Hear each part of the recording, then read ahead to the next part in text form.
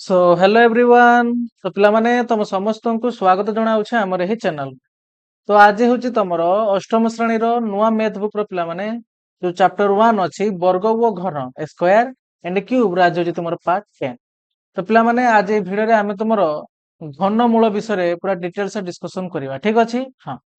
ता पूर्व आम तुम जमी तुम यार पूर्व भिडियो गुड़ाक देखिक आसते तुम पूर्ण वर्ग संख्या और क्रमिक अजुग्म संख्या मध्य गोटे रिलेसन थिला। सेमती आमे आज ए भिडियो देखिबा जे पूर्ण घन संख्या और क्रमिक अजुग्म संख्या मध्य कौन रिलेसन अच्छी ठीक अच्छे। हाँ, आ जो मैंने भी यार पूर्व भिडियो देखा चाहूचे पिला माने सब भिडियो तुम आम प्लेलिस्ट भितर पाई जाई परिबो। आ जो मैंने भी प्लेलिस्ट लिंक पाई चाहूचे तुम गोटे काम कर भिडियो को आउतरे स्टार्टिंग रू प्ले कर पिला माने एई जगह चेक करिवो ना आई बटन तुम गोटे लिंक शो कर तुम क्लिक करदब तुम आम प्लेलिस्ट भितर एंट्री कर ठीक अच्छे। हाँ, तो देखो भिडियो स्टार्ट करिया पूर्व पिला माने किसी कथा कहबी त गोटे भलसे सुनिबो। किसी जण एई पार्ट माने तुमर कोन एई 10 देखि कि नहीं पागल हो जिवेनी तो सर एई विषयटा पई कोन एटा 10 नंबर भिडियो हाँ ना नहीं कि जण एमते भाबी कि चलथिबे। କିନ୍ତୁ ଦେଖ ପିଲାମାନେ ତମେ ମାନେ ଯଦି ଗୋଟେ ଦିନ ବି ଏଇ ବିଷୟକୁ ସାରିବା ପାଇଁ ଚାହୁଁଛ ତାହେଲେ ସେମିତି ବି ୟୁଟ୍ୟୁବ ରେ ଭିଡିଓ ଆଭେଲେବୁଲ ଅଛି। ତମେ ନିହାତି ଯାଇକି ତାଙ୍କୁ ଫଲୋ କରି ପାରିବ। କିନ୍ତୁ ମୁଁ ତୁମମାନଙ୍କୁ ଷ୍ଟାର୍ଟିଂ ରୁ କହି ଆସିଛି ପିଲାମାନେ ତମର ଯୋଉ ଏଇ ନୂଆ ବୁକ୍ ପିଲାମାନେ ଏଇଟା ହଉଛି ତମର ଏନସିଆରଟି ବୁକ୍ ଯୋଉଟା ତମେ ଓଡିଆରେ ପଢୁଛ। ଇଂଲିଶ ମିଡିୟମ ପିଲାମାନେ ଯୋଉଟା ଇଂରାଜୀରେ ପଢୁଛନ୍ତି ତମେ ତାକୁ ଜଷ୍ଟ ଏଠି ଓଡିଆରେ ହିଁ ପଢିବ। ବୁଝିଗଲା କଥା। ଆଉ ମୁଁ ତୁମମାନଙ୍କୁ କହିଥିଲି ପିଲାମାନେ ଏଇଟାକୁ ତମେ ଯଦି ଉପରୁ ଉପରୁ ଏମିତି ପଢିକି ପଳେଇବ ତାହେଲେ କିଛି ବି ଲାଭ ହବନି। ତୁମକୁ ପୁରା ଡେପ୍ଥ କୁ ଯାଇକି ଆକୁ ପଢିବା ପାଇଁ ପଡିବ। ତମେ ନିଜେ ଯୋଉମାନେ ବି କିଛି ଏତେ ବାଟ ଯାଇ ପଢିକି ଆସିବନି ତମେ ଭଲସେ ଫିଲ୍ କରିଥିବ ପିଲାମାନେ କେତେ କଥା ଅଛି ହଁ ନା ନାଇଁ କେତେ ଡେପ୍ଥ କୁ ଯାଇକି ବୁଝିବା ପାଇଁ ପଡିବ। ଯଦି ତମେ ସେମିତିକା ବୁଝିବ ତାହେଲେ ହିଁ ତମର କିଛି ଲାଭ ମିଳିବ ନହେଲେ ତମର କିଛି ବି ଲାଭ ହବନି ପିଲାମାନେ। ବୁଝୁଛ ନା ନାଇଁ କୁହ। ହଁ, ଆଉ ତମର ଯେତେବେଳେ ଏକ୍ସାମ ରେ ବି କ୍ୱେଶ୍ଚନ ଆଇବ ପିଲାମାନେ ସେଟା ବି କନସେପ୍ଚୁଆଲ ଆସିବ ଯେ ପାଠ ବୁଝିଥିବ ସେ ହିଁ କରିପାରିବ। ତ ସେଥିପାଇଁ ତମେ ଯଦି ଚାହୁଁଛ ପୁରା ଭଲସେ ଦେଖିବା ପାଇଁ ତ ତମେ ଆମ ଚ୍ୟାନେଲକୁ ଫଲୋ କରିପାରିବ ପିଲାମାନେ। ତୁମର ତ ରେଗୁଲାର କ୍ଲାସ ଅପଲୋଡ ହଉଛି ଗୋଟେ ସପ୍ତାହରେ ତମେ 3 ଦିନ କ୍ଲାସ ପାଇଯାଉଛ ହଁ ନା ନାଇଁ। ଯଦି ତମେ ଆହୁରି ତମ ସାଙ୍ଗମାନଙ୍କ ପାଖକୁ ସେୟାର କଲ ବେଶୀ ଆମେ ପିଲାଙ୍କ ପାଖକୁ ପହଞ୍ଚିଲେ ତ ନିହାତି ଭାବରେ ଆଉ ତମେ ଯଦି ଚ୍ୟାନେଲକୁ ଅଧିକ ସବସ୍କ୍ରାଇବ କଲ ଆମେ ତମର ସପ୍ତାହରେ 4 ରୁ 5ଟା କ୍ଲାସ ବି ଅପଲୋଡ କରିଦବା କିଛି ଅସୁବିଧା ନାହିଁ। ବୁଝାଉଛି କଥା ନା ନାଇଁ। ତ ତମର ଫୁଲ ସିଲାବସ ଏଠି ପିଲାମାନେ କମ୍ପ୍ଲିଟ କରାଯିବ ତା ପାଇଁ କେହି ବି ଓରିଡ ହୁଅନି ମ୍ୟାଥ ପାଇଁ ତମର କିଛି ବି ଟେନସନ ନବାର ନାହିଁ। ବୁଝୁଛି କଥା। ହଁ, ଏଇଟା ଆମେ ତୁମର ଏକ୍ସାମ ବି କରିବା ନୂଆ ନୂଆ କ୍ୱେଶ୍ଚନ ବି ପ୍ରାକ୍ଟିସ କରିବା ଏଇ ବିଷୟ ସରିଲା ପରେ। ବୁଝୁଛି କଥା। ତ ସେଇଥିପାଇଁ କେହି ବି ସେମିତିଆ ଜଲ୍ଦି ଜଲ୍ଦିରେ ଦୌଡ଼ିବାର କିଛି ଆବଶ୍ୟକତା ନାହିଁ ପିଲାମାନେ। ନୂଆ ବହି ନୂଆ କଥା ଆରାମସେ ବୁଝିକି ଚାଲିବା। ମୁଁ ସେଇଥିପାଇଁ ତ ତୁମକୁ ଏତେ ଟାଇମ ଦଉଛି ପିଲା ନହେଲେ ମୁଁ ବି ତ ଗୋଟେ ଦିନ ସାରି ଦେଇଥାନ୍ତି। ବୁଝୁଛ ନା ନାଇଁ। ମୁଁ ତମ ମାନଙ୍କୁ ତମ ଜାଗାରେ ମୁଁ ନିଜକୁ ରଖିକି ଭାବୁଛି ଯେ ତମେ ମାନଙ୍କ ପାଇଁ ଯେତେବେଳେ ଏଇଟା ଗୋଟେ ନୂଆ ବୁକ୍ ଆସିଛି ତମେ ତାକୁ କେମିତି ଫେସ୍ କରୁଥିବ ତମେ ତାକୁ କେମିତି ବୁଝିବ ବୁଝିଲା କଥା କାହିଁକି କିଛି କଥା ଅଛି ଯୋଉଟା ତମେ ନୂଆ ଜାଣିବା ପାଇଁ ପାଉଛ। ତ ସେଇଥିପାଇଁ ଯୋଉମାନେ ବି ସେମିତି ଜଲ୍ଦି ସାରିବା ପାଇଁ ଚାହୁଁଛ ତ ଅନ୍ୟ ଟିଚର ମାନେ ବି ସେମିତି ବହୁତ ଭଲ ପଢଉଛନ୍ତି। ତମର କଣ ଗୋଟେ 2ଟା 3ଟା ଭିଡିଓରେ ତାଙ୍କର ଏଇ ବିଷୟ ବି କମ୍ପ୍ଲିଟ ହେଇଯାଉଛି ହଁ ନା ନାଇଁ। ତ ତମେ ତାଙ୍କ ପାଖରୁ ବି ଫଲୋ କରିପାରିବ ପିଲାମାନେ କିଛି ଅସୁବିଧା ନାହିଁ। ଯୋଉମାନେ ଭଲସେ ବୁଝିବା ପାଇଁ ଚାହୁଁଛ ସେମାନେ ନିହାତି ଭାବରେ ଆମ ଚ୍ୟାନେଲକୁ ଫଲୋ କରିପାରିବ। ବୁଝିହଉଛି କଥା। ହଁ, ତ ଏବେ ଆଉ ଲେଟ୍ କରିବାନି ପିଲାମାନେ ଆରମ୍ଭ କରିବା ଆଜିର ବିଷୟବସ୍ତୁ। ତ ଦେଖ କଣ ଆଗେ ଫାଷ୍ଟ ଆମେ ଦେଖିବା ତୁମର ପିଲାମାନେ ପୂର୍ଣ୍ଣ ଘନ ସଂଖ୍ୟା ଓ କ୍ରମିକ ଅଯୁଗ୍ମ ସଂଖ୍ୟା ମଧ୍ୟରେ କଣ ରିଲେସନ ଅଛି ତାକୁ ଆମେ ଦେଖିବା। ସମସ୍ତେ ଇଂରାଜୀ ନାମକୁ ନିହାତି ଭାବରେ ମନେ ରଖି ଚାଲିବ ପିଲାମାନେ ଠିକ ଅଛି। କଣ ନା ପରଫେକ୍ଟ କ୍ୟୁବ୍ସ ଏଣ୍ଡ ତୁମର କନଜିକ୍ୟୁଟିଭ ଅଡ୍ ନମ୍ବର। ଦେଖ ଏଇ ଯୋଉ କନଜିକ୍ୟୁଟିଭ ଲେଖାଯାଏନି ପିଲାମାନେ ଏଠି ଗୋଟେ ୱାର୍ଡଟା ଏଇଟା ଟିକେ ମନେ ରଖିବ ପିଲାମାନେ ଟିକେ ଇମ୍ପୋର୍ଟାଣ୍ଟ ୱାର୍ଡ ଠିକ ଅଛି। କନଜିକ୍ୟୁଟିଭ या ମାନେ ହେଲା ତୁମର କଣ ନା କ୍ରମିକ ଯେମିତି ତମେ ଲେଖ 1 2 3 4 5 6 ଏମିତି ତୁମେ ସବୁ ସଂଖ୍ୟା ଲେଖନି। ହଁ, ତ ଏଇଭଳି ତୁମେ କଣ ଗୋଟେ କ୍ରମ ଅନୁସାରେ ଲେଖୁଛ ନା। ତ ଏଇ ଭିତରେ ଯଦି ମୁଁ 2ଟା ଉଠେଇଦେମି 2 ଆଉ 3 ତମେ କହିବ ସାର୍ ଏମାନେ ଦି ଜଣ ହଉଛନ୍ତି କନଜିକ୍ୟୁଟିଭ ନମ୍ବରସ କଣ ପାଇଁ 2 ପରେ 3 ଆସେ ମାନେ ଯାହା ପରେ ଯିଏ ଆସେ ଏମିତି ଯୋଉ ତୁମେ ଲେଖିଲ ଏମିତି ତମେ ଏହାକୁ କଣ ଲେଖିଲ ନା ତୁମେ କହିବ ସେଟା ତାର ଗୋଟେ ଆମେ ଅର୍ଡର ରେ ଗୋଟେ ଲେଖିଲେ ଯାହା ପରେ ଯିଏ ଆସେ କ୍ରମ ହିସାବରେ। ତ ଏଇଭଳିଆ ତମର ନମ୍ବର ମାନଙ୍କୁ କଣ କୁହାଯାଏ ନା ତମର କନଜିକ୍ୟୁଟିଭ ନମ୍ବର ବୋଲି କୁହାଯାଏ। ଆଉ ଯଦି ସେ ଅଯୁଗ୍ମ ସଂଖ୍ୟା ହେଇଥିବ ତାହେଲେ କନଜିକ୍ୟୁଟିଭ ଅଡ୍ ନମ୍ବର। ଅଡ୍ ନମ୍ବର ତୁମର କଣ ରେ ଆମେ ପଢିକି ଆସିଛେ ନା ତୁମର ଅଯୁଗ୍ମ ସଂଖ୍ୟା। ଆଉ ଇଭିନ୍ ନମ୍ବର ହଉଛି ତୁମର କଣ ନା ତୁମ ସାର୍ ଯୁଗ୍ମ ସଂଖ୍ୟା। ଟିକେ ନିହାତି ଇଂରାଜୀ ନାମ ଟିକେ ମନେ ରଖିବ ପିଲାମାନେ କଣ ପାଇଁ ନା ତମେ ଇନ ଫ୍ୟୁଚର ସବୁ ଇଂରାଜୀରେ ହିଁ ପଢିବା ପାଇଁ ଯାଉଛ। ବୁଝୁଛି କଥା। 10th ପରେ ତମେ ଯାହା ବି ପଢିବ ସବୁ କିଛି ତୁମକୁ ଇଂରାଜୀରେ ହିଁ ପଢିବା ପାଇଁ ପଡିବ। ତ ସେଥିପାଇଁ କିଛି ବି ଇଏ ନାହିଁ ତମେ ସ୍ପେଲିଂ ମନେ ରଖିବା ଦରକାର ନାହିଁ ଖାଲି ତାର ନାମ ହିଁ ସିମ୍ପଲ ମନେ ରଖ ତୁମ ପାଇଁ ଏନା ଠିକ ଅଛି। ହଁ, ଦେଖ କଣ ଦେଖିବା ବର୍ତ୍ତମାନ ଯେମିତି ଆମେ ପୂର୍ଣ୍ଣ ବର୍ଗ ସଂଖ୍ୟା ପାଇଁ ଦେଖିଥିଲେ ବର୍ତ୍ତମାନ ଏଠି ବି ଦେଖିବା ଇଏ ତମର କଣ ଦେଇଛି। ଫାଷ୍ଟ କଥା ତ ଅଯୁଗ୍ମ ସଂଖ୍ୟାର କ୍ରମ ତୁମକୁ ମନେ ରହିବା ଦରକାର ପିଲାମାନେ କଣ ନା ତୁମ ସାର୍ ଆଗେ ଆସେ ଆମର 1 ତାପରେ ଆସିବ 3 ତାପରେ ଆସିବ 5 ତାପରେ 7 ଆସିବ ତାପରେ 9 ଆଇବ ତାପରେ ତମର କଣ ରେ ସାର୍ 11 ଆସିବ ତାପରେ 13 ଆସିବ 15 ଆସିବ 17 ଆସିବ ଏମିତି ଚାଲିବ କି ନାହିଁ। ବାସ୍ ତ ଯେମିତି ଏଇ କ୍ରମଟା ତୁମକୁ ମନେ ରଖିଥିବା ଦରକାର ପିଲାମାନେ 1 ତାପରେ 3 ହଁ ନାଇଁ ମାନେ ସବୁ ଅଯୁଗ୍ମ ସଂଖ୍ୟା 5 ତାପରେ 7 9 11 13 15 17 ଏମିତି ଚାଲିବ ପିଲାମାନେ ଅସଂଖ୍ୟ ଯାଏ। ତ ଏଇଟା ହଉଛି ଅଯୁଗ୍ମ ସଂଖ୍ୟା ମାନଙ୍କର କ୍ରମ। ସେଇ ଅଯୁଗ୍ମ ସଂଖ୍ୟାର ଯଦି ଆମେ କହିବା ତମର କଣ କ୍ରମିକ ଅଯୁଗ୍ମ ସଂଖ୍ୟା ତା ମାନେ କଣ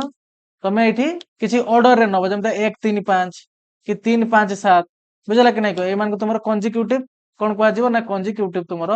ଅଯୁଗ୍ମ ସଂଖ୍ୟା ବୋଲି କୁହାଯିବ କାହିଁକି ନା ଆମର ଗୋଟେ କ୍ରମରେ ଅଛନ୍ତି ଠିକ ଅଛି ହଁ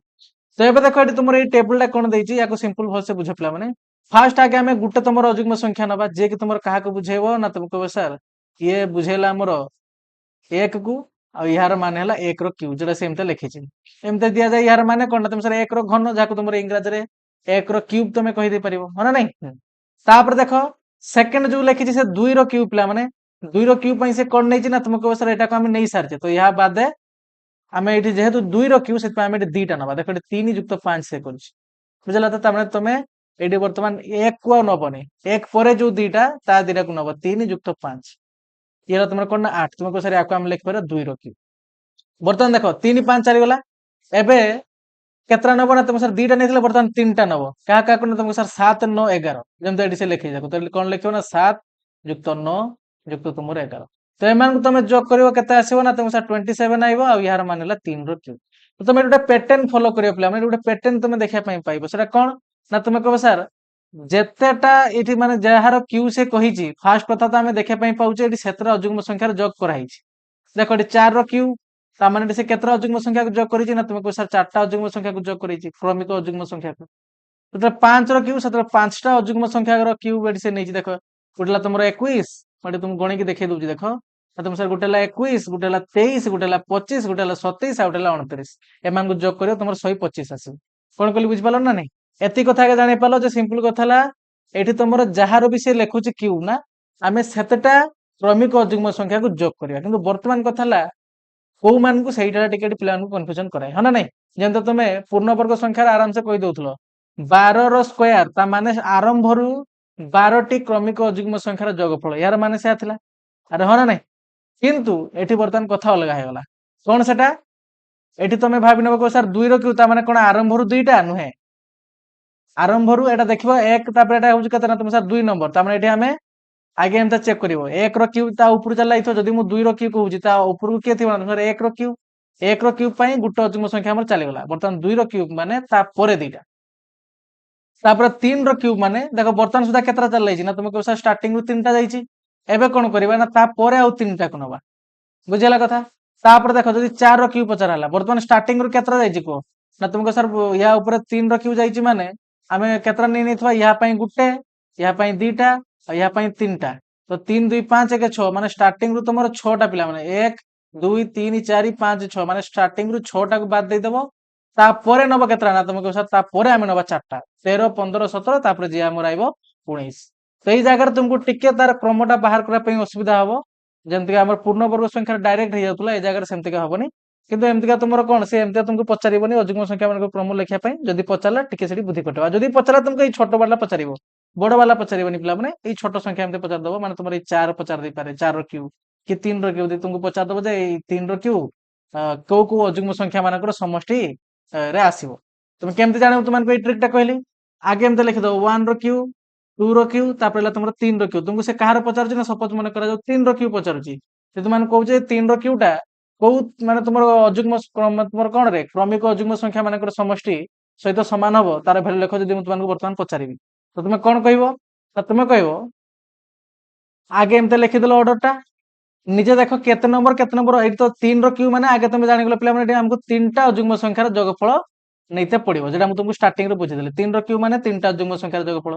4 ର କ୍ୟୁ ମାନେ 4ଟା କ୍ରମିକ ଯୁଗ୍ମ ସଂଖ୍ୟାର ଯୋଗଫଳ କିନ୍ତୁ ସେ 4ଟା କିଏ କିଏ ହେବେ ସେଇଟା ଜାଣିବା ତମ ପାଇଁ ଟିକେ ପ୍ରୋବ୍ଲେମ ହଉଛି କେମିତି କରିବ ଏମିତି କରିବ ଆगे 1 ର କ୍ୟୁ 2 ର କ୍ୟୁ ତାପରେ ନେଇ ନେବ 3 ର କ୍ୟୁ ବର୍ତ୍ତମାନ ଦେଖ ତୁମେ କହ ସାର୍ 1 ର କ୍ୟୁ ପାଇଁ ଗୋଟେ ଯୁଗ୍ମ ସଂଖ୍ୟା ଚାଲି ଯାଇଥିବ 2 ର କ୍ୟୁ ପାଇଁ ଦିଟା ଯୁଗ୍ମ ସଂଖ୍ୟା ଚାଲି ଯାଇଥିବ ତ ଷ୍ଟାର୍ଟିଂ ରୁ କେତେଟା ଯୁଗ୍ମ ସଂଖ୍ୟା ଚାଲିଗଲା ନା ତୁମକୁ ସାର୍ 3ଟା ଚାଲିଗଲା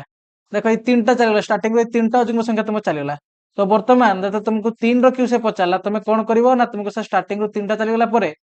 ତାପରେ ଆମେ ନବା 3ଟାକୁ 7 9 ଆଉ ହେଲା 11 ତ ତମେ ବର୍ତ୍ତମାନ ଏଇ 3 ର କ୍ୟୁ କୁ ବର୍ତ୍ତମାନ ଦେଖେଇ ଦେଇ ପାରିବ ହେଲା 7 ଯୁକ୍ତ 9 ଯୁକ୍ତ 11 এই 3টা অযুগ্ম সংখ্যার ক্রমিক অযুগ্ম সংখ্যার যোগফল সহিত এই 3 র কিউটা সমান হবো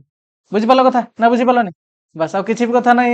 এনো সেমতা কোশ্চেন তুমକୁ এতে পচারিবনি যদি পচারলে এমতে কম বালা পচারিব ତମେ ଏମିତି ଯେମିତି ବୁଦ୍ଧି ଖଟେଇ କରିପାରିବା ଦରକାର तुमको सर आउ गोटे एग्जांपल दियंतु सपोज मन करा जाऊ तुमको से पचारला पिला माने वर्तमान 4 रो क्यू को तमे माने लेख जो तुमरो को क्रमिक युग्म संख्यार समष्टि सहित यार वैल्यूटा समान हबो तो वर्तमान तुमे केमती बुद्धि कटेबो आगे एमते क्रम लिखो जेमते हम कहबी सेमते करिवो 1 रो क्यू 2 रो क्यू 3 रो क्यू तापर 4 रो क्यू अच्छा मते गोटे कथा कहो 1 रो क्यू पई गुटे अयुग्म संख्या चल जिवो 2 रो क्यू पई दुईटा अयुग्म संख्या चल जिवो 3 रो क्यू माने तुमरो तीनटा चल जिवो तो स्टार्टिंग रू केतरा गला ना स्टार्टिंग रू तुमरो एतकी जिवो पिला माने एमते हम जो कोन पई करूचे ना तुमको सर जे को हम नै जे सेकंड थर को हम ताको नौने तापर नो देखो एठी 1 नेले तापर हम तापर दुईटा नेले 3 5 देखो एठी 3 5 गला तापर हम एठी तीनटा नेले 7 9 11 बुझो ना नहीं तो सेइत में तुम एमते जॉब कर दे पारे पिला माने 3 2 5 1 6 तन तुम कहि दो को सर स्टार्टिंग रू 6 टा छाडी माने स्टार्टिंग रू आगे लिखि दो 1 3 5 7 तापर आइले के ना तुम सर 9 तापर आइला हमर 11 तापर आइला 13 तापर आइला 15 तापर आइला 17 तापर आइला तुमर 19 पिला माने तापर आसला तुमर 21 तापर आसला तुमर 23 एंता चलिबो तो हम स्टार्टिंग रू केतरा छाड़ दबा ना तुमके साथ स्टार्टिंग रू हम 6 टा छाड़ दबा 3 2 5 1 6 ना तो 1 2 3 4 5 6 देखो एटा केतरा गेला 1 2 3 4 5 6 तो 11 पर्यंत हम छाड़ देले तापर हम केतरा नबा ना तुमके साथ 4 रो क्यू पचार जी तो 4 टा तुमको क्रमिक युग्म संख्या नबा पई पड़िबो 1 2 3 4 तो याको हम एमते लिख दबा 13 युक्त 15 युक्त 17 युक्त होला तमरो 19 देखो सेमति किछ लिखा जे नै 13 युक्त 15 ये देख पारछई 13 युक्त 15 युक्त 17 युक्त 19 बुझो ना नहीं तो एमते लिखि परिबो जानि पल्लो नहीं पैटर्न जानि पल्लो हां तुम सर फास्ट कथला जेतर क्यू पचारची सेतर हम क्रमिक युग्म संख्या को जोगफल नबा ता पर कथला कोउटा कोउटा नबा हम एमति के चेक कर परिबा हला देखो एई कथरा बुझा पे केते टाइम लागला आ मु खाली तुमके एटी ऊपर ऊपर कहि दे पळि थांदे तुम जानि पारथांदो तो सहीटा हला कथा पिला माने तो सेमति जल्दी जल्दी के सेमते रेस लगला भलिया होनी आराम आराम से हम जल्दी तुमर सिलेबस सारदा पिला माने तमे देखो ए प्रथम विषय टिके जते स्लो हम चलले ता पर विषयटा हम आउट के स्पीड चलबा कोन पई ना तमे टिके टिके या विषय तमर आईडिया आसी जबो जे बही ऊपर तले तमे स्पीड चल परिबो कोन कहली बुझ पालो कि नहीं को हां तो सेत में सेमते के भी दौड़ा माने रेस लगेला बडा होनी जे मु केते जल्दी सारी बिसला बो 2 दिन सार दबा बही 3 दिन सार दबा आ सेमते जदी सार दबा तमे किछ असुविधा नहीं तमे तापर बुझिबो तमर कोन असुविधा हबो बुझिउची तो देखो एटा पूरा क्लियर हे गेलो हां ना नहीं तो देखो पिला माने वर्तमान में तुमर पढिबा घनमूल जाको इंग्रजी तुमरो क्यूब रूट्स बोली कहा जाय ठीक अछि हां तो देखो जेमती हम तुमर वर्गमूल पढि के आछे पूरा सेमती घनमूल मु आगे टिके वर्गमूल रो जो कथा हम इंपोर्टेंट कहिसला ताको टिके लिखि दोची तले यहा को लिंक करके हम जब वर्ग घनमूल तुमर पढिबा ना तुमको बुझे पई इच हो ठीक अछि तो भल से देखियो पिला माने नोट समस्त बनेबो जेमते देखो मु तुम यदि पचारि पिला माने 2 रो वर्ग तुमको सर याकू एमती लंबा भलिया न लिखि कि याकू हम लेखा से कि केमती का ना एमती किछ लेखा जाय आ यार मान हैला 2 गुणन 2 स्क्वायर अछि माने 2 थर गुणिबा आ यार गुणफल केते बारियो ना तुमको सर 4 बारियो तो एबे देखो तुम आखि आगे दुईटा संख्या मिलियो पिला गुटे हला 2 आ उठा तुमर कोन ना 4 हला एबे तुमको एई दुईटा संख्या भीतर जदि हम रिलेशन पचारे पिला माने मु एटिके लिखि दोछि सेमान को 2 एट लिखि दोछि मु 4 ठीक अछि एमति तुमन को हम लिखि कि आगु पढै छि पिला माने जो माने पुराना वीडियो देखि के आछतो तांको लिंक करिया पेडी बहुत इजी हबो तो देखो बर्तन जदि मु तुमको पचारि पिला माने 2 आ 4 भीतर कोन रिलेशन अछि ना तुम कह सर आमे स्टार्टिंग रु एटा बुझी के आछे जदि गुटे संख्या को आमे तारि संगे गुण दबा जेंते 2 संगे 2 को कि 3 सहित 3 को कि 4 सहित 4 को तले एमान को गुणफल जहा भी भारिबो 2 दुने 4 ये हला 3 3 9 ये हला 4 4 16 आमे कोन कहबा ना तुमको सर 16 टा जेंते का गुणफल जहा भी भारला ये होची ए जे समान संख्या को आमे दुई थर गुणिले ना तार से होची वर्ग हां नहीं ए जो 16 टा या को तुम कोन कहबा ना तुम सर ये हला 4 रो वर्ग कोन पाई ना 4 को दुई थर गुणले आमे 16 पाइबा बुझिउची सेमति का ए 2 और 4 भीतर जो तुमके रिलेशन पचारे ना तुमको सर आमे देखे एबे ही देखि गले 2 को दुई थर गुणला को आमे 4 पाउचे तो आमे सिंपली कहि दे परिबा जे ये होची कोन ना 4 टा होची कोन ना तुम सर ये 2 रहला वर्ग हां नहीं तो एटा हम लिखि दबा या को 2 रो 4 टा होची तुमर कोन ना 2 रो ये होची वर्ग तो 2 रो वर्ग हला के ना तुमर तीर चिन्ह देखि पार जो कोआडे जाईची हां तो ये हला 2 रो वर्ग हला तुमर 4 बुझिउची हां सेमिति का वर्तमान देखो जो तार उल्टा मु तुमन को पचारिबी आमे बुझी गया से पिला माने तार उल्टा मु तुमन को पचारिबी केमति या ना जदि मु तुमको पचारिबी वर्तमान ए 4 टा पिला माने गोटे संख्या तुमको दे देले दी पचारु जे मु एई संख्याटा को तमे को समान संख्या दीटा रो गुणफल आकार प्रकाश करि परिबो ना तुमको सर या को आमे 2 हेला एमति गोटे संख्या जाको दुई थर गुणले पाइ जाय परिबा तो वर्तमान एई 4 रो ए दुईटा को आमे तुमर गोटे कोन कहबा ना तुमको सर ताको आमे तुमर गोटे वर्गमूल बोली कहबा बुझला कथा एमती कोन पई कहले ना ए माने हो गोटे स्पेशल संख्या पिला माने जाको आमे तुमर गोटे पूर्ण वर्ग संख्या कहूचे काल के तुमको 5 दे देबी देई पचारिबी को संख्या को दुई थर गुणले 5 पाइबा को ना तुम सर किसी भी संख्या नाही हां नहीं तो सही पई जो संख्या तुमको देला आ तुम जदि पाई गलो कोन ना तुमको सर सही संख्या को के संख्या दुई थर गुणले आमे पाउजे ताले तुम कोन कहबो ना ए जो बड़ संख्याटा ना এই ছোট সংখ্যাটা হচ্ছে তোমার কোন এই ছোট সংখ্যাটা এই বড় সংখ্যার গোটে বর্গ মূল বলে আমি কইবা তো সিম্পল এইটা আমি তোমার কই দেই পারে কোন না চারিটা যদি আমি পচারিবা 4 ର 2 সହିତ কোন রিলেশন ଅଛି तुमको सर ये हला 4 ର ବର୍ଗ ମୂଳ ବୁଝିଲା କଥା 2 ଆଉ 4 ଭିତରେ କୋन ରିଲେସନ ଅଛି ନା ତୁମକୁ सर 2 ର ବର୍ଗ ହଉଛି 4 4 ଆଉ 2 ଭିତରେ କୋନ ରିଲେସନ ଅଛି ନା ତୁମକୁ सर 4 ର ବର୍ଗ ମୂଳ ହେଲା 2 ତ ସେମିତି କିଛି ଦେଖ ବର୍ତ୍ତମାନ ଆମେ ତୁମର ଏଇ ଘନ ମୂଳଟାକୁ ବୁଝିବା ପିଲା ମାନେ ଏଟା କି ଲେଖିବା ଦରକାର নাই ଏଇ ଯୋଉ ଏଇ ସାଇड ରେ ଯୋଉଟା ଲେଖା ଅଛି ନା ତାକୁ ସମସ୍ତେ ଲେଖ କଥା ଠିକ ଅଛି ହଁ ତ ସେମିତି ବର୍ତ୍ତମାନ ଆମେ ଘନ ପାକୁ ଯିବା ପିଲା ମାନେ ଦେଖ कोन आसीबो ना बे सेमते मु लिखि दउ देखो तो बर्तमान जदि तुम पचारि पिला माने 2 रो घन तुम सर याको आमे लेखा सिखि जे एमति का 2 टू द पावर 3 जाक आमे 2 रो क्यूब बोली कहे आ यार माने हला तुमको सर 2 को आमे 3 थर गुणिबा आ यार जति गुणफल बाहरिबो केते ना तुम सर 8 आमे कोन कहबा ना से हला 2 रो घन तुमर कोन रे 2 रो सिंपल घन हर नै हां तो एडी दीटा संख्या जो तुम देखि पय पाउछ ना एई दीटा को बर्तमान एमान के भीतर आमे रिलेशन बाहर करबा एटा को मागे एडी लिखि दउची देखो ना तुम सर एडी लिखि देला आमे 2 एडी लिखि देला 8 एबे देखो पिला जे तुमे 2 और 8 भीतर बर्तमान रिलेशन चेक करिवो ना तुमे कहबो सर एडी 2 को आमे 3 थर गुणला को 8 पाइले तो आमे एई भला संख्या जो संख्या को आमे कोन देखै पय पाउछ ना 8 को जेम 2 को 3 थर गुणी पाइले सेम जो तुमर 27 पिला माने जाको तुमे 3 को 3 थर गुणी पाइबो माने नै तो 27 गोटे स्पेशल संख्या कोन पाइना ताको आमे गोटे समान संख्या को 3 थर गुणला को पाउछ के से ना तुम सर 3 से 27 हला गोटे स्पेशल संख्या जाको आमे तुमर कहूचे कोन ना ये तुम गोटे पूर्ण घन संख्या आम यार पूर्व भिडियो पढ़ी आसी पे तो ये तुम कहीदे पार जेहेतु आम 2 को 3 थर गुणला को 8 पाउचे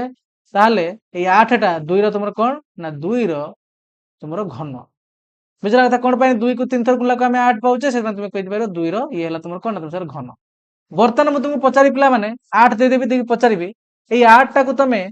कोउ समान संख्या को 3 थर गुणले पाइबो को ना तुम सर 2 जो संख्या कहिलो बर्तमान तुम पिला माने एई संख्या रे से हिजबो कोन ना तार घन मूल पिला माने कोन पाई ना से ही होची मूल संख्या जाको 3 थर गुणला को हमें 8 पाउचे हला बुझ पाले समझते सेंदा तुम पचार दे पिला माने 27 यार मु तुमको पचारिबी जे को संख्या को तुम 3 थर गुणले 27 पाइबो ना तुमको सर 3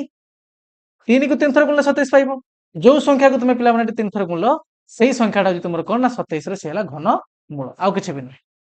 कोन कहले बुझ पालो कि नै को एटी 8 बळे तुमको वर्गमूल कहि देले कि रे वर्गमूल नै घनमूल ठीक अछि हां तो 27 रे 3 होची तुमर कोन ना तुमको सर घन मूल बुझि पालो समझते आउ किछि भी कथा नै पिला माने केमती बाहर करा जाय कोन कथा सेटा हमें आगु को सिखेबा किंतु यार मान्य के सिंपल बुझो घन मूल कहिबार माने गोटे संख्या देकी तुम जदी पचार देला सपोज मने कर जा मु लिखि देल तुमर 125 देकी पचारले यार घन मूल कोन ता माने तुम एटा चेक करिवो ए 125 टा को हमें को समान संख्या को 3 थर गुणी के पाउचे ना तुम सर से लाउ कहि भी नै 5 से संख्याटा कहि भी नै 5 कोन पाइ ना 5 गुणन 5 गुणन 5 5 25 25 125 तो एई जो तुमे कहिलो जे 5 होची यार आंसर कोन पाइ ना 5 को हमें समान 3 थर गुणला को 125 पाउचे ले 125 र पिला माने 5 होची तुमरो कोन ना घन मूल तो सेहि तुमे मोडी तीर चिन्ह देखि केमते लिखुची पिला माने जो 2 रो के तुमको 8 पचारा तुमको सा 2 रो से हला घन पर जदि तुमे 8 रो 2 को जाउजो तो तुमे कोन देखे पाइ पाइबो ना 8 रो जो तुमे 2 के जाउछ पिला माने ताले 8 रो 2 होची तुमरो कोन ना घन मूल ताको तुमरे एमते लिखि दे लिखि पारे पिला माने या केमते देख लिखि पारे हमें एला 8 रो घन मूल बुझी पाला समझते तार उल्टा कथा 2 रो जो तुमको घन पचार ताको 3 थर गुणी दियो तुमर पाइ जिवो 8 बर्तमान जो तुमको 8 देके तार घन मूल पचार ताले तुम एटा चिंता करो को समान संख्या को 3 थर गुणले हमें 8 पाइबा जो सही समान संख्या जो समान संख्या 5 चिंता में 3 थर गुणले से समान संख्या दै जिवो कोन ना ई संख्यार घन मूल बुझला कथा ना बुझेलानी तो सर हां तो सेत में याको हम एमते लिखि देले पिला मन तुमर कोन ना ये हला देखो तीर चिन्हटा 2 पाकु जाइछ ना तो 8 रो 2 होजी तुमर कोन 8 रो घन मूल तो याको तुमर इंग्रजी रे भी किछि गुटे स्पेशल नाम दिया हिज पिला माने कोन सेटा जेम तुमे सडी पडी के आसलो स्क्वायर रूट सेमते याको हम कहि दे तुमर कोन ना क्यूब रूट पिला माने ठीक अछि मूल हला तुमर रूट आ घन पई बसला क्यूब सडी बसला स्क्वायर ना नै तो यार इंग्रजी नाम हे जो तुमर कोन ना क्यूब रूट बुझि पाला समझते अरे घन मूल कोन बुझि पालो कि नै को हां तो समस्त पूरा क्रिस्टल क्लियर होबा दरकार भल से बुझिबा दरकार हला घनमूल समस्त बुझि पालो ना तुम को सर जदी हम गुटे संख्या दे घनमूल पचारला ताले हम माइंड रे एटा हम चलेबा प्रोसेसिंग करबा कोन ना को समान संख्या को 3 थर गुणले हम सेटा पाइबा हला जेमति का आउट एग्जांपल नबा आउट एग्जांपल सपोज मने कर हम नेने तुमर पिला माने 64 हला मु तुमको पचारिबी यार घनमूल केते ना तुमको सर हमें घनमूल जदी पचारचे हम एटा चेक करबा जे को समान संख्या को 3 थर गुणले हम 64 पाइबा तुमको से आ केबी ने सेला 4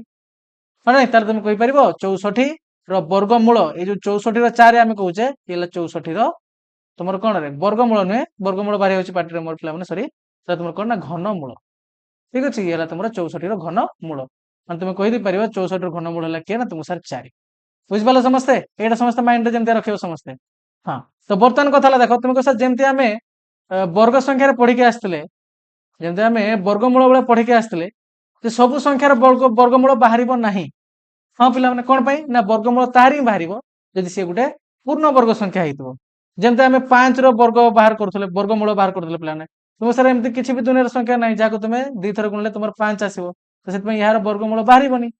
बुझे ना नहीं सेमती पे जदि मुझे तुमको बर्तमान पचारि 4 तुम वर्गमूल केते 4 सॉरी तुम घनमूल केते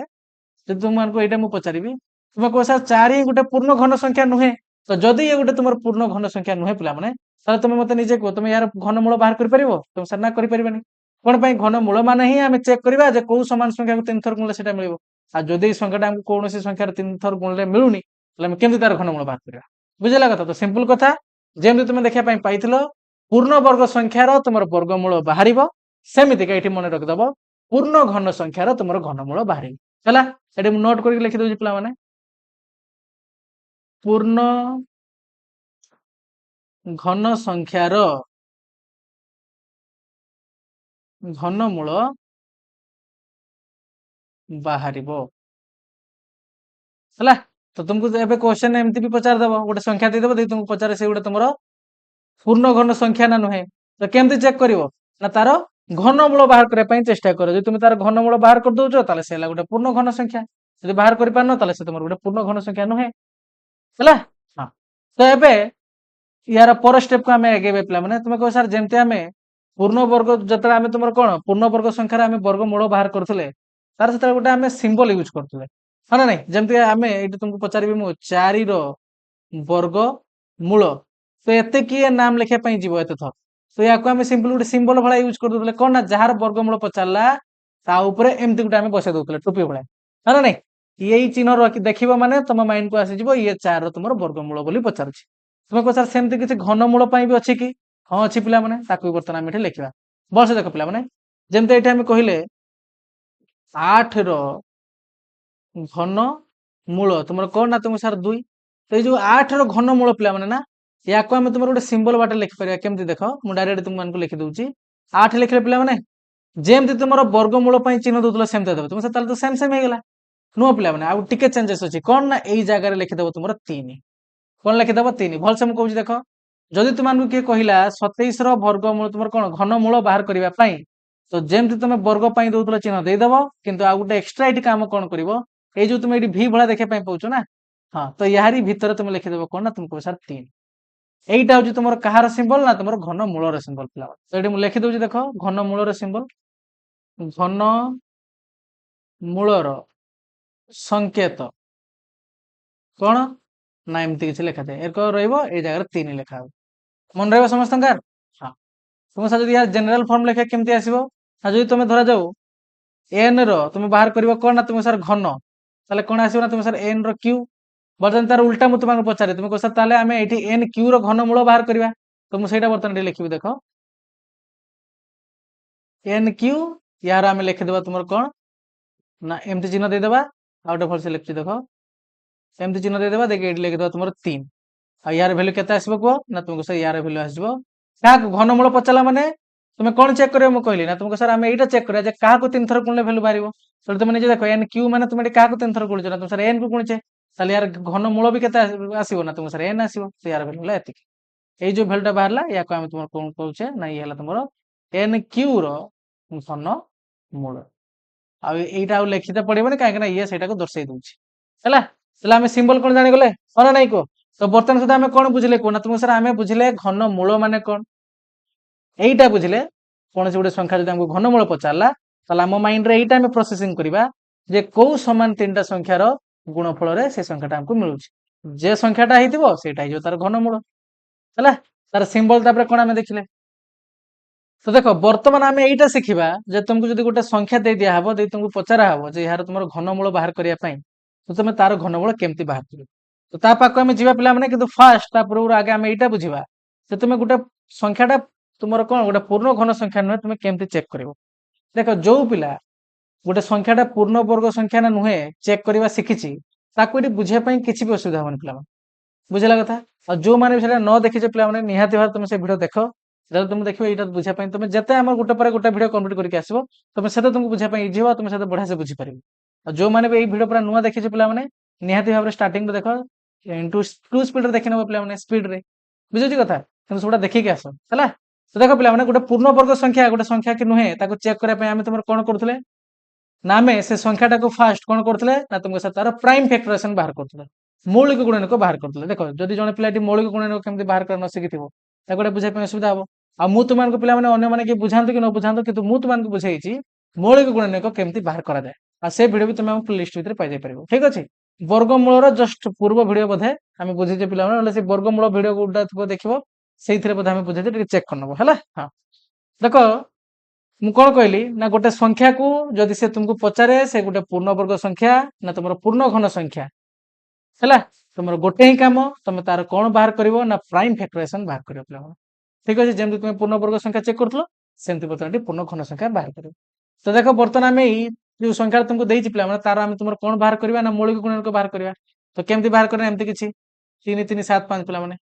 ये सब आम तुम कौन पकाए तुम सब गुड़ा मौलिक संख्या पकाए और जो मैंने मौलिक संख्या जैविक संख्या कौन बुझाई चाहो पार्ट 1 भिडियो को देखिए पे तुम ये विषय से बुझे हाँ ना नहीं हाँ देख तुमको सर यार एक घर 5 अच्छे तो ये 5 द्वारा विभाज्य हम आ 5 गोटे मौलिक संख्या तो ये आराम से पांच पकई पार तो पकाओ ये तुम 530 पे बर्तमान कौन पकेवा ना 7 5 35 बर्तमान पड़े तुम 5 5 25 यहाँ तो समस्त आसो पे जब नुआ आसो कमेंट जन पे किसी असुविधा ना ठीक अच्छे जो मैंने न जानते आम सेपरेट भिडियो नहीं आसवा कि जो मैंने सबुड़ा भिडियो देखिए आसो पे केमती बाहर कर शिखी एबे चेक करो नेक्स्ट तुमको सर पुणी थे 5 आसगला तो आम पुणी थे 5 पकई पार ना नहीं तो पुणी थे 5 पकाओ ये 5 पकई दे बर्तमान 5 के 5 या तुम 5 3 15 पे बर्तमान 2 पुणी थे आसगला 25 होगा 5 5 25 पुणी थे तक एक 5 आसगला पुणी थे 5 पकई पार 5 2 10 तुम आसगला कौन ना तुम 7 5 35 एमती किसी आसो बर्तमान देख कौन पड़े ना तुम 3 पड़ 29 37 ये कहीं न पकईबन कौन पाई 9टा तुम गोटे जौगिक संख्या मौलिक संख्या नहीं कि सैड्रे आम जहाँ भी पकईब ना सब गोटे मौलिक संख्या पकईबा है तो ये 29 37 होगा पे 3 ये पड़ा 9 तार कौन ना तुम सर पुणी थे 3 पकई पार 3 3 9 तो ये कौन करिया ना तुम देख बर्तमान ये संख्याटा को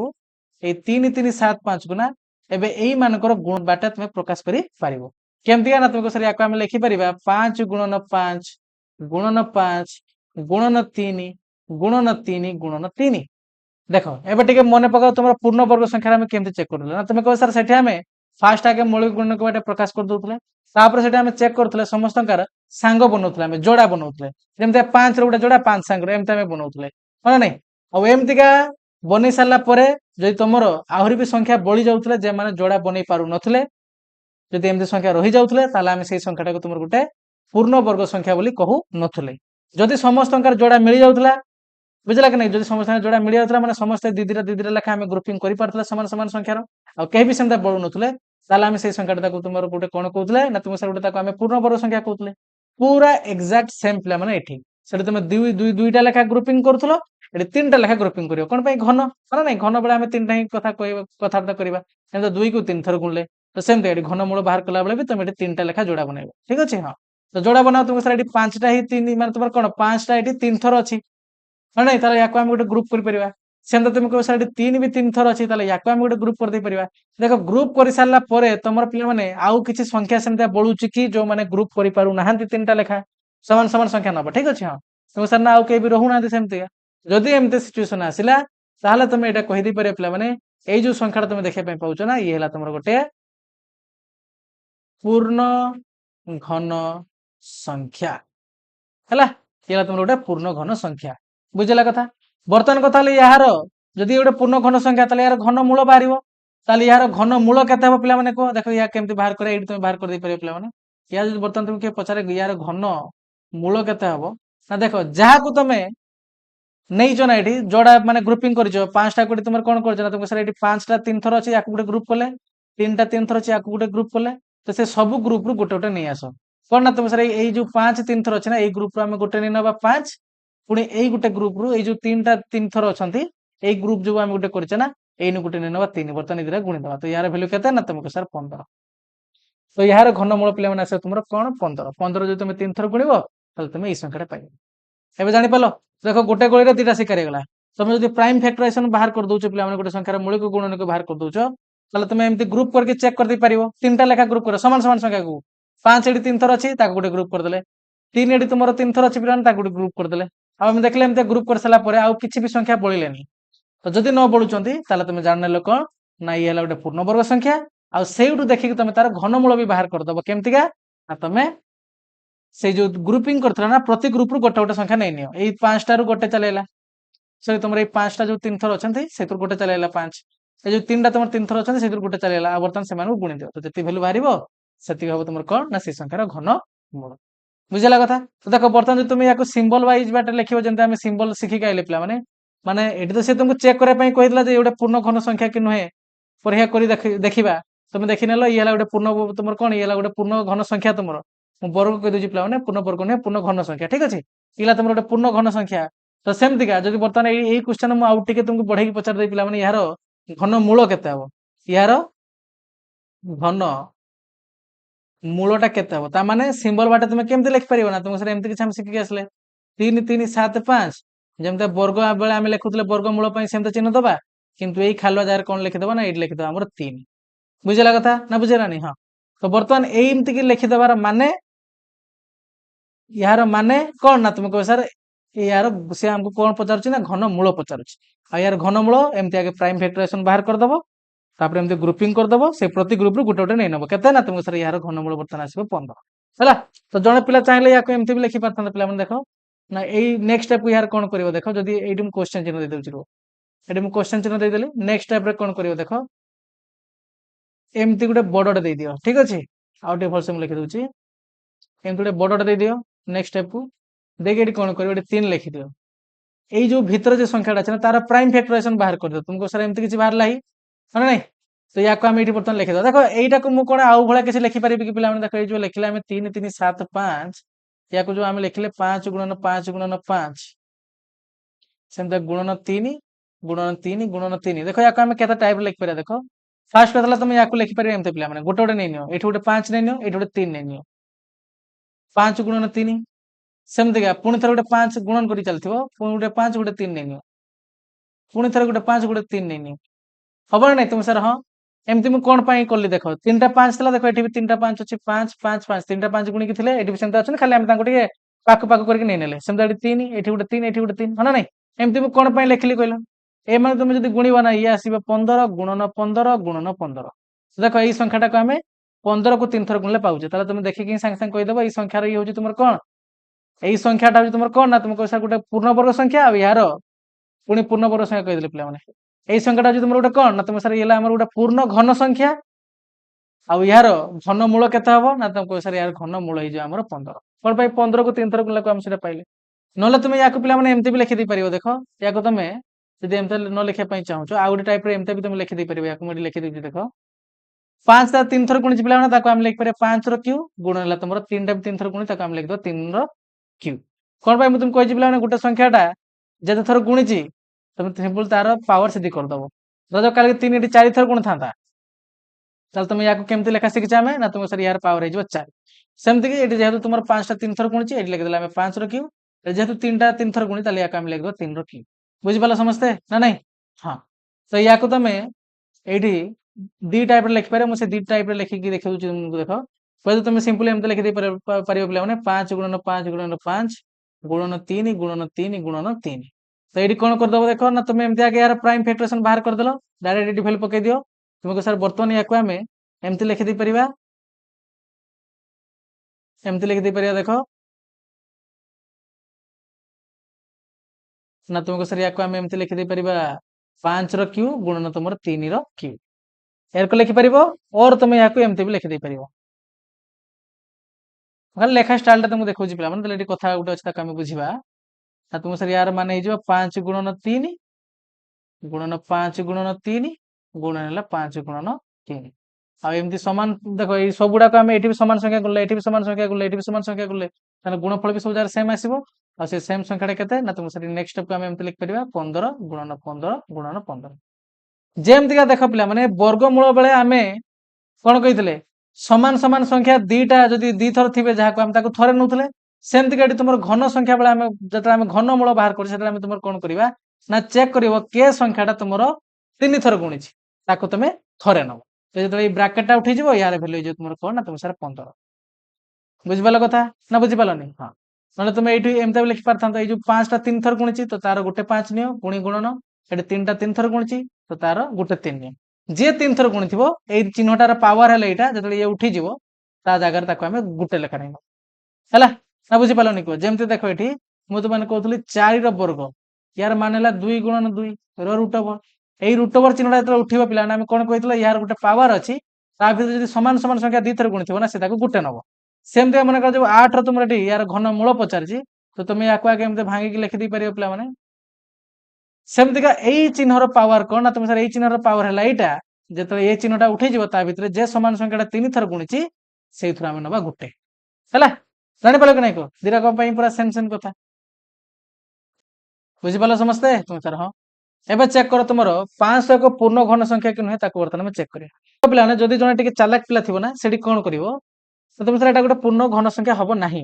କଣ ପାଇଁ ନା ଏଇଠି ଦେଖ 2ଟା ଶୂନ ଅଛି। ତୁମେ ସାର୍ ଆମେ ଏଟା ପଢିକି ଆସେ କେବେ ବି ଗୋଟେ ପୂର୍ଣ୍ଣ ଘନ ସଂଖ୍ୟାର 2ଟା ଶୂନ ପସିବଲ ହେଇପାରିବ ନାହିଁ। 3ଟା ନହେଲେ 6ଟା ନହେଲେ 9ଟା ଏମିତିକା ରହିବ 2ଟା ଶୂନ କେବେ ବି ରହିବ ନାହିଁ। ହଁ ନାଇଁ କୁହ? ତ ଯଦି 2ଟା ଶୂନ ଅଛି ତୁମେ ସିମ୍ପଲ ଦେଖିକି କହିଦେବ ଏଇଲା ଗୋଟେ ତୁମର କଣ ପୂର୍ଣ୍ଣ ଘନ ସଂଖ୍ୟା ନୁହେଁ। କିନ୍ତୁ ଯଦି ଏକ୍ଜାମରେ ପଚାରିଲା ତାହେଲେ ତୁମେ ତ ଏମିତି ଲେଖିଦେଇ ପାରିବ ନା ଡାଇରେକ୍ଟ ଯଦି ୟେସ୍ नो ବାଟେ ପଚାରିଛି ତାହେଲେ ତୁମେ କହିପାରିବ ନୁହଁ। ଏମିତି ଲେଖିଦେଇ ପାରିବ ନ ପିଲାମାନେ ଓଡିଆ ତୁମେ ଲେଖିଦେଇ ପାରିବ ନୁହଁ କି ନାହିଁ। ବୁଝିଲ କି ନାଇଁ? କିନ୍ତୁ କଥା ହେଲା ଯଦି ତୁମକୁ ସେ ଗୋଟେ ଲଙ୍ଗ କ୍ୱେଶ୍ଚନ ଆକାରରେ ପଚାରିଲା ମାନେ ତୁମର 1.5 ମାର୍କ କ୍ୱେଶ୍ଚନ କି 2 ମାର୍କିଆ କ୍ୱେଶ୍ଚନ ହେଇଗଲା ତ ତୁମେ ଏମିତି ଖାଲି ଲେଖିଦେଇକି ଆସିଲେ ତୁମକୁ ଫୁଲ ମାର୍କ ମିଳିବନି। ସେଠି ତୁମକୁ ଚେକ୍ କରିବା ପାଇଁ ପଡିବ। ତେଣୁ ତୁମେ କଣ ବାହାର କରିବ ନା 500ର ମୌଳିକ ଗୁଣ ନିୟକ। ତ 500ର ମୌଳିକ ଗୁଣ ନିୟକ ବାହାର କର। କେମିତି ବାହାର କରିବ ନା ତୁମେ ସାର୍ 500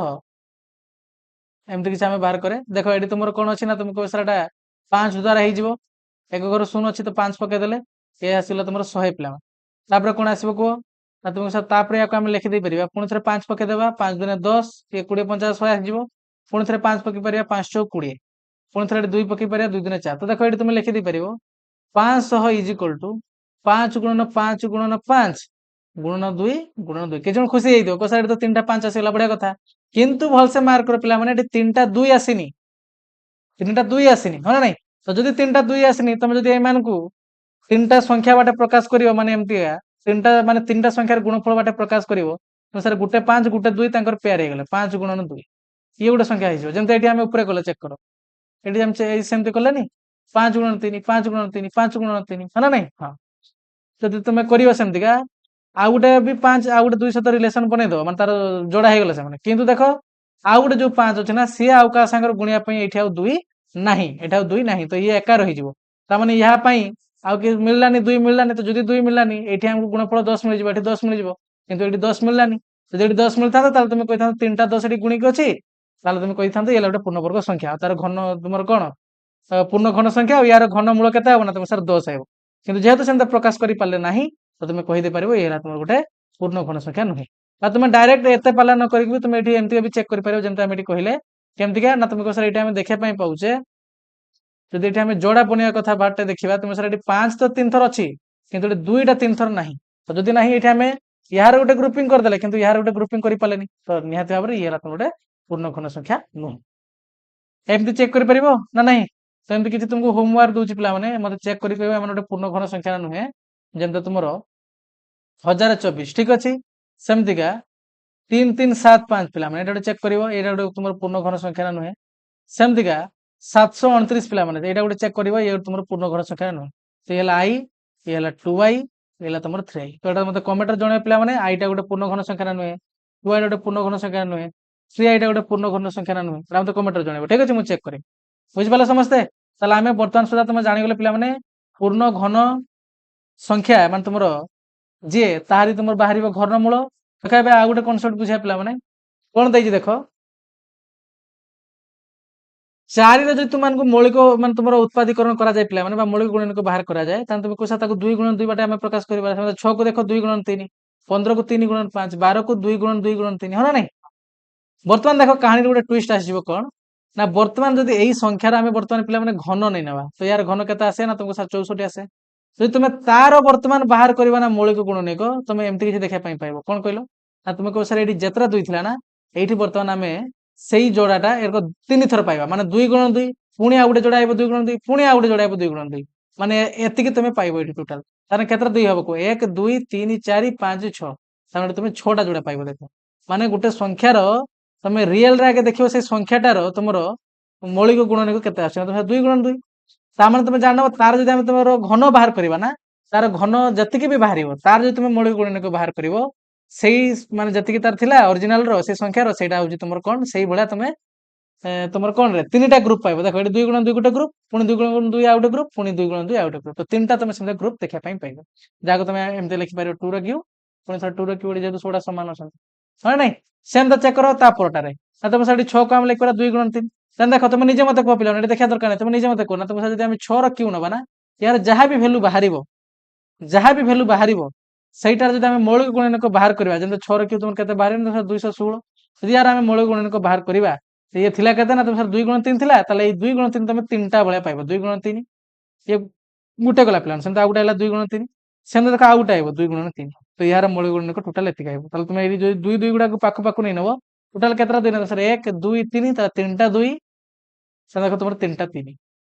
ଯାହାକୁ ତମର ଏମିତି ସେ ଲେଖିଛି ବୁଝିପାରିଲା କଥା ନା ବୁଝିପାରିଲାନି ହଁ ତ ଯଦି ତୁମକୁ ସେ ଏମିତି ଗୋଟେ ସଂଖ୍ୟା ଭ୍ୟାଲୁ ଦେଇକି ପଚାରୁଛି ପିଲାମାନେ ତାର ମୌଳିକ ଗୁଣନିକ ବାହାର କର ତାର ତମେ ଯେମିତି ଆମେ ତମର ଶିଖିକି ଆସିଲେ ଏଠି ବାହାର କର ଆମେ ଦେଖିକି ଆସିଲେ ଏଇ ଯୋଉ 500 ଆମେ ବାହାର କଲା ତୁମେ ଏମିତି ବାହାର କରିବ କିନ୍ତୁ ଧର ଯଦି ତୁମକୁ ମୁଁ ଏମିତି ପଚାରିଦେଲି ପିଲାମାନେ କଣ କହିଲ ନା ତୁମର 6 ର କ୍ୟୁ ର ମୌଳିକ ଗୁଣନିୟକ ବାଟ ୟାକୁ ପ୍ରକାଶ କର ତମେ ଏଠି ସେ କଷ୍ଟ କରିବନି ମାନେ ଆଗେ 6 ର କ୍ୟୁ ବାହାର କରିବନି ଦେଇକି ତାକୁ ପୁଣି ଥରେ ଯେମିତି ବାହାର କରାଯାଉ ସେମିତି କରିବନି ଆଗେ ତମେ ନିଜେ ଦେଖିବ ଏଇ 6ଟା କାହା କାହା ଗୁଣନକୁ ଆସୁଛି ନା ତମେ ସାର୍ 6 ଇଜ 2 ଗୁଣନ 3 ତାମାନେ ତମେ ଜାଣିନବ ଏହାର ଯାହାବି ଘନର ଯାହାବି ମୌଳିକ ଗୁଣନିକ ଆସିବ ତାର କିଛି ଏମିତି କିଛି ଆମେ ନଜାରା ଦେଖିବା ପାଇଁ ପାଇବା କେମିତି ନା ତମକୁ ସାର୍ ଯେଇଟା ମିଳିଲା ତାକୁ 3 ଥର ଲେଖିଦବା 2 ଗୁଣନ 3 ସେଗୁଡା କିନ୍ତୁ ଗୁଣନ କରିବ 2 ଗୁଣନ 3 ଇଏ ଗୋଟେ ଗଲା ପୁଣି ସେମିତି ଆଉ ଗୋଟେ ଲେଖିବା 2 ଗୁଣନ 3 ଦେଖ କେତେ ସିମ୍ପଲ ହଁ ନାଇଁ ତ ୟାକୁ ତମେ ଏମିତି ଲେଖିପାରିବ 2 ଗୁଣନ 2 ପାଖକୁ ନେଇ ଆସ ପୁଣି 3 ଗୁଣନ 3 ଗୁଣନ 3 ତାକୁ ପାଖକୁ ନେଇଯାଅ ଆଉ ଯେହେତୁ 2ଟା 3 ଥର ଗୁଣି ତମେ ୟାକୁ ଲେଖିପାରିବ 2 ର କ୍ୟୁ ପୁଣି 3ଟା 3 ଥର ଗୁଣି ତାହେଲେ 3 ର କ୍ୟୁ ବୁଝିପାରିଲ ସମସ୍ତେ ତ ସେ ଜାଗାରେ ତୁମକୁ ଆଉ ତାର ମୌଳିକ ଗୁଣନକୁ ବାହାର କରିକି ସେମିତିକା ମାନେ ତୁମର କଣ ୟାର ଘନ ବାହାର କରିକି ଚେକ୍ କରିବା ଦରକାର ନାହିଁ ତମେ ଖାଲି ଦେଖିନବ ସେ ସଂଖ୍ୟାଟା ଅରିଜିନାଲ ଯୋଉ ଏଇ 6 ର ଆମେ ଘନ ବାହାର କରୁଛେ ନା ତାର କଣ ମୌଳିକ ଗୁଣନିକ ଅଛି ଯେତିକି ଅଛି ତାକୁ ଏମିତି 3 ଥର ଲେଖିଦବ ଯୋଡା ଯୋଡା କରିକି ବୁଝିପାରିଲ ସମସ୍ତେ ମଜା ଆସିଲା କି ନାଇଁ କୁହ ହଁ ତ ଏଇଟା ଗଲା ପିଲାମାନେ ତାପରେ ନେକ୍ସଟ କଣ ଅଛି ତାକୁ ଚେକ୍ କରିବା ସେ ତା ତଳେ ଗୋଟେ ଲାଇନ ଲେଖା ହେଇଛି ପିଲାମାନେ ତାକୁ ବର୍ତ୍ତମାନ ଟିକେ ପଢିବା ଦେଖ ତାପରେ ୟା ପାଖକୁ ଆସିବା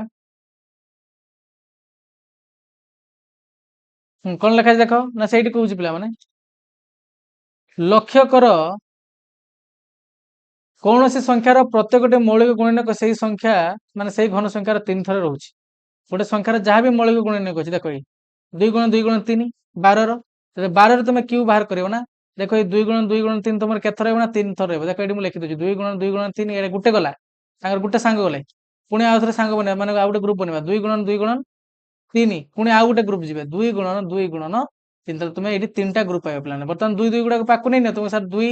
ଏଠି 2ଟା ଅଛି ଏଠି 2ଟା ଅଛି ଏଠି 2ଟା ଅଛି ତାହେଲେ ଟୋଟାଲ ହେଇଗଲା କେତେ ନା 6ଟା ଦେଖ 6ଟା 2 ଥିବ ଏଠି ପାଖ ପାଖକୁ ସେ ଲେଖିଥିବ ତାପରେ ତମର 3ଟା ହଉଛି ତମର କଣ 3 ଥିବେ ସେଥିପାଇଁ ତାକୁ ଏମିତି ଲେଖିଛି 2 ର କ୍ୟୁ 3 ର ବୁଝିପାରିଲ ସମସ୍ତେ ନା ବୁଝିପାରିଲନି ସେଇ କଥା ହିଁ ସେ କହିଲା ଗୋଟେ ସଂଖ୍ୟାର ତମେ ମୌଳିକ ଗୁଣନକ ଯେତିକି ଦେଖିବା ପାଇଁ ପାଇବ ତାର ଘନ ଯଦି ତୁମକୁ କିଏ ବାହାର କରତେ କୁହେ ତାର ଘନର ମୌଳିକ ଗୁଣନକ ଯେତେବେଳେ ବାହାର କରିବ ତମେ ସେଇ ମୌଳିକ ଗୁଣନକ ଗୁଡାକ 3 ଥର ତମେ ଦେଖିବା ପାଇଁ ପାଇବ ଗୁଣିକି ଥିବେ ସମାନ ହେଲା ଜାଣିପାରିଲ ସମସ୍ତେ ବାସ୍ ତ ଏବେ ଦେଖିବା ତାପରେ କଣ ଦେଇଛି ପିଲାମାନେ ଦେଲେ ଏଇଟା ହଉଛି ତମର ଲାଷ୍ଟ କନସେପ୍ଟ ଦେଲେ ଆଜିର ଭିଡିଓ କମ୍ପ୍ଲିଟ ହବ ଏଇ ସଂଖ୍ୟା ଗୁଡିକର ଘନମୂଳ ନିର୍ଣ୍ଣୟ କର ତୁମକୁ ସେ ଏହାର ଘନମୂଳ ବାହାର କରିବା ପାଇଁ କହିଛି ପିଲାମାନେ ତ କଣ କରିବ ନା ଯେମିତି ତୁମକୁ ଶିଖା ହେଇଥିଲା ମୌଳିକ ଗୁଣନକ ବାହାର କର 64 ର ଆଗେ ସାଇଡରେ ମୌଳିକ ଗୁଣନକ ବାହାର କର ତୁମକୁ ସେଇଠି ଆମେ ଲେଖିପାରିବା ଏଇଟା 2 ଦ୍ୱାରା ବିଭାଜ୍ୟ ଯେତେ 2 ଲେଖିପାରିବା ପିଲାମାନେ କଣ ହେଇଯିବ ନା ତୁମ 2 3 6 2 2 4 ଇଏ ହେଇଗଲା 16 ତାପରେ ଆସିଗଲା 2 ଟା 16 ବର୍ତ୍ତମାନ 2 4 8 ତାପରେ ଆସିଗଲା 2 2 4 ହଁ ନାଇଁ ତ 64 କୁ ତମେ କଣ ଲେଖିପାରିବ ପିଲାମାନେ ମୁଁ ଏଠି ଡାଇରେକ୍ଟ ଲେଖୁଛି ଦେଖ ଏଠି ଡାଇରେକ୍ଟ ଲେଖି ଦେଇପାରିବ ଆଗେ ଆର ଚିହ୍ନ ଦିଅ ତ ଏଠି ମୁଁ ତଳକୁ ଲେଖୁଛି ଆଇ ଟୁ ଆଇ ସଂଖ୍ୟା ପାଇଁ ଲେଖିବା ଏଇଟା ହେଲା ଆଇ ତମର ଠିକ ଅଛି ହଁ ଆଇ ରେ ତୁମର କଣ କ୍ୱେଶ୍ଚନ ଦେଇଥିଲା ତୁମକୁ ସାର୍ ଏମିତି ଦେଇଥିଲା 64 ଏମିତି ଦେଇଥିଲା ତ ନେକ୍ସଟ ଷ୍ଟେପରେ କଣ କରିବ ସେଇଭଳିଆ ଚିହ୍ନ ଦେଇଦିଅ ତାର ଘନମୂଳର ଚିହ୍ନ ଦେଇଦିଅ ଏଠି 3 ଲେଖିଦେବ ନହେଲେ ଭୁଲ ହେଇଯିବ ନହେଲେ ସେଟା ବର୍ଗମୂଳ ବୁଝିବ ନା ତ ବି କେୟାରଫୁଲ ଏଠି ମୁଁ 3ଟା ବି ଭଲସେ ଲେଖି ଦଉଛି ରୁହ ଏବେ କଣ କରିବ ନା ୟାର 64 ଜାଗାରେ ନା ତାର ଯୋଉ ମୌଳିକ ଗୁଣନ ଗୁଡାକୁ ଲେଖ କଣ ନା ତୁମକୁ ସେଠି ଲେଖି ଆମେ କେତେଟା 2 ଅଛି 1 2 3 4 5 6 ତ ଏଠି 6ଟା 2 ଲେଖିଦିଅ 2 ଗୁଣନ 2 3ଟା ହେଇଗଲା ପୁଣି ଆସ 3ଟା 1 2 3 4 5 6 ହେଇଗଲା 6ଟା 2 ହଁ ଏବେ ମୁଁ କଣ କହିଲି ପିଲାମାନେ 3 ଲେଖା ସାଙ୍ଗ ବନାଅ ଗ୍ରୁपिଂ ବନାଅ ସମାନ ସମାନ ସଂଖ୍ୟା ନା ତୁମ ସାର୍ ଗୋଟେ ହେଲା ଇଏ ଆଉ ଗୋଟେ ହେଲା ଇଏ ବର୍ତ୍ତମାନ ମୁଁ କଣ କଲି ତୁମମାନଙ୍କୁ ଏଇ ଚିହ୍ନର ଗୋଟେ ପାୱାର ଅଛି କଣ ସେ ପାୱାର ଯେତେବେଳେ ଇଏ ଉଠିବ ନା ତାଙ୍କ ଭିତରେ ଯୋଉ 3ଟା ଲେଖା ତମେ ଗ୍ରୁपिଂ ବନେଇଛ ସେ ଗ୍ରୁपिଂ ରୁ ଗୋଟେ ଗୋଟେ ଲେଖା ବାହାରକୁ ଆସିବେ ଯେମିତି ଏଇ ଗ୍ରୁपिଂ ରୁ ଗୋଟେ ବାହାରକୁ ଆସିଲା 2 ପୁଣି ଏଇ ଗ୍ରୁପ ରୁ ଗୋଟେ ବାହାରକୁ ଆସିଲା 2 ଏମାନଙ୍କୁ ଗୁଣିଦେବ ତ ୟାର ଭ୍ୟାଲୁ କେତେ ଆସିବ ନା ତମ ସାର୍ 4 ମଜା ଆସିଲା କି ନାହିଁ କପ୍ଲାନ୍ ଆସିଲା ଯଦି ମଜା ଲାଗିଥିବ ନିହାତି ଭିଡିଓକୁ ଲାଇକ୍ କରିଦେବ ଠିକ ଅଛି ହଁ ତାପରେ ଆମେ 2i ପାଖକୁ ଯିବା ପିଲାମାନେ ଏଟାକୁ ମୁଁ ଲିଭେଇ ଦଉଛି ନା ରଖିବା ପଇସାରେ ଥାଉ ପିଲାମାନେ 2i ପାଖକୁ ଚାଲ 512 ବର୍ତ୍ତମାନ ସେ ତୁମମାନଙ୍କୁ ପଚାରୁଛି 2i ଏଠି ଲେଖା ଅଛି 3 ଲେଖା ଅଛି 512 ତ ଫାର୍ଷ୍ଟ କାମ ହେଲା 512 ର କଣ ବାହାର କରିବା ମୂଳ ଗୁଣନିକ ତ ଫଟାଫଟ ବାହାର କରିବା ଦେଖ 1 ର 2 ଅଛି ତା ମାନେ ଏ 2 ଦ୍ୱାରା ବିଭାଜ୍ୟ ହବ ଏଠି ମୁଁ 2 ପକେଇଦେଲି ଏ ହେଲା 2 2 4 ପିଲାମାନେ ଆଉ ହେଇଗଲା କେତେ 11 2 5 10 ପୁଣି 212 ହେଇଗଲା ତାପରେ 2 के 2 2 2 4 2 16 ପକେଇ ଚାଲ କିଛି ଅସୁବିଧା ନାହିଁ 212 2 4 8 ତାପରେ 64 ଭଳିଆ ଯେମିତି ଆସିଲେ ଏଠି ଆସିବ 2 3 6 2 2 4 ଏ ହେଲା 16 2 32 ଏ ହେଲା 8 2 16 ଏ 2 4 8 ଏ 2 2 4 ତ ଭଲସେ ମାର୍କ କର ପିଲାମାନେ ଏଠି ତୁମର କେତେଟା 2 ଅଛି 1 2 3 4 5 6 7 8 9 ହଁ ନାଇଁ 9ଟା ଅଛି ଆରେ 9ଟା ଅଛି ତ ତାକୁ ସିମ୍ପଲ କଣ କର ଏହା ତଳେ ଲେଖିଦିଅ 2 ଗୁଣନ 2 ଗୁଣନ 2 ଗୁଣନ 2 ଗୁଣନ 2 ଗୁଣନ 2 ଗୁଣନ 2 କେତେ ହେଇଗଲା 1 2 3 4 5 6 7 ହେଲା 8 ହେଲା 9 ଆଉ ଥରେ ଗଣି ଦିଅ ପିଲାମାନେ ନା ତୁମ ସାଇଡ ହେଇଗଲା ବର୍ତ୍ତମାନ 1 2 3 4 5 6 7 8 9 ବୁଝିଲା କଥା ହଁ ତ ଏବେ ମୁଁ କଣ କରିବି ନା ସମସ୍ତଙ୍କର ଗ୍ରୁପିଂ ବନାଅ କଣ କରିବ ଗ୍ରୁପିଂ ବନେଇବା କେତେଟା କେତେଟା ନେଖି ନା ତୁମ ସାର୍ ବର୍ଗ ମୂଳ ଯେତେବେଳେ ପଚାରୁଥିଲା 2ଟା ଲେଖା କରୁଥିଲେ ଏଠି 3ଟା ଲେଖା ଗ୍ରୁପିଂ ବନେଇବା ତୁମ ସାର୍ ଇଏ ହେଲା ଗୋଟେ ଗ୍ରୁପ ହଁ ଇଏ ହେଲା ଗୋଟେ ଗ୍ରୁପ ଆଉ ଇଏ ହେଲା ଗୋଟେ ଗ୍ରୁପ ହେଲା ଏଇଟା ମାନେ କନଫ୍ୟୁଜନ କେହି ହବନି ପିଲା ମାନେ ବୁକ୍ ରେ ଜଷ୍ଟ ୟାକୁ ତମର ଏମିତି କିଛି ଲେଖିଛି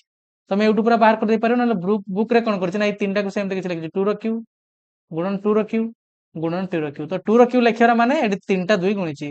ସେମିତି ଏଠି ବି 3ଟା 2 ଗୁଣିଛି ଏଠି ବି 3ଟା 2 ଗୁଣିଛି ଏକା କଥା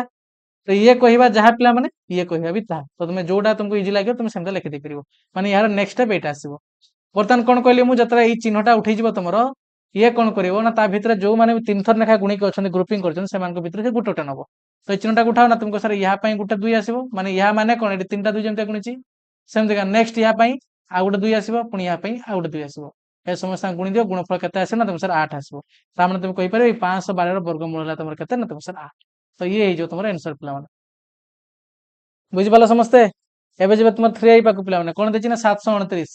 ଏଟା ତୁମ ପାଇଁ ଛାଡିଦେବା କିରେ ଏଟା ତୁମ ପାଇଁ ଛାଡିଦେଲେ ଠିକ ଅଛି ଏଟା ମତେ କମେଣ୍ଟରେ ଜଣେଇବ ହୋମୱାର୍କ 729 ର ବର୍ଗମୂଳ କେତେ ମତେ ଏଟା କମେଣ୍ଟରେ ଜଣେଇବ ଠିକ ଅଛି ହଁ ତ ପିଲାମାନେ ଆଜି ପାଇଁ ଏତିକି ତ ଭିଡିଓଟି କେମିତି ଲାଗିଲା ନିହାତି କମେଣ୍ଟରେ ଜଣେଇବ ଦେଖ ବହୁତ କଥା ଆମେ ହେଲେ ବହୁତ କିଛି କଥା ବିଷୟରେ ଡିସ୍କସନ କଲେ କେହି ବି କିଛି ବି କନଫ୍ୟୁଜନ କ୍ରିଏଟ ହବାର ଚାନ୍ସ ହିଁ ନାହିଁ ସମସ୍ତେ ଭଲସେ ପଢାପଢି କରିବ ଠିକ ଅଛି ତ ଆଜି ପାଇଁ ଏତିକି ପିଲାମାନେ ସମସ୍ତେ ଭଲସେ ପଢାପଢି କରିବ ଦେଖା ହବ ନେକ୍ସଟ ଭିଡିଓରେ ଥ୍ୟାଙ୍କ ୟୁ